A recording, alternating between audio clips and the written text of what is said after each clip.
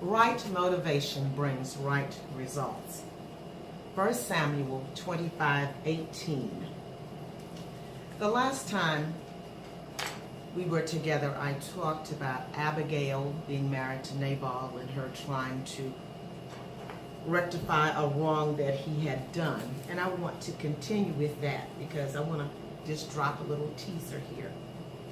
In the distant end, Abigail ended up being married to David after the death of her husband Nabal. So right direction, right motivation brings right results. Now, the last time we talked, we referred to Abigail being motivated to rectify or correct the situation that her husband Nabal had gotten himself into and really had gotten his people into because he had insulted David. We talked about Abigail meaning my father rejoices. Making the right decision, being motivated by God, causes God to rejoice. The antithesis, being motivated by the devil, causes God grief. So we want to continue talking about Abigail's right motivation. 1 Samuel 25:18.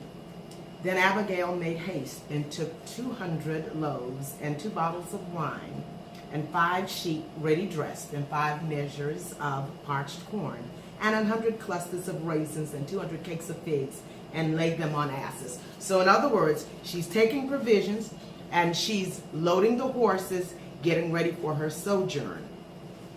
Now it said that Abigail told her servants she was going, but she did not tell her husband Nabal that she was going to David. Then, verse 21, David is now speaking to his band of outlaws, if you will. Now David said, surely in vain have I kept all this fellow has in the wilderness, so that nothing was missed of all that pertained to him. And he has requited me evil for good. So David is saying, I could have allowed his things to be stolen, but I was good to him, and now he pays me back with insults. And David continues to say, so more also should God do to him who's my enemy, if I leave all that pertain to him by the morning light, any that urinates against the wall. David says, I swear by morning, there won't be a man or boy left from his family, his servants, if I do what I could do, if I do what I have in my mind to do. But he says, I pray that God will punish me if I don't do it. So he has evil machinations. He has evil thoughts. Now, David sees Abigail in verse 23. And when Abigail saw David, she hasted and lighted off the ass and fell before David on her face and said, and bowed before David and fell at his feet and said, upon me, my Lord, upon me let this iniquity be. And let your handmaid, I pray you, speak in your audience and hear the words of your handmaid.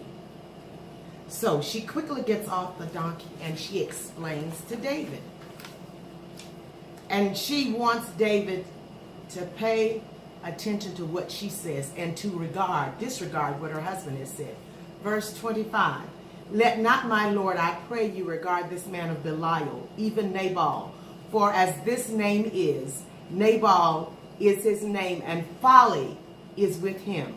But I, your handmaid, saw not the young men of my Lord, whom you did send. She's saying, my husband is foolish. Please disregard what he has done. Disregard his wrong motivation. Please accept my right motivation because I am motivated by God. So in the end, God allows Abigail to rectify or undo the wrong that her husband of folly has done. And in the end, cutting to the chase, right motivation always brings right results. Because in the end, Abigail ended up being married to David after the death of her husband Nabal. Being motivated by God is always right. Right motivation brings right results.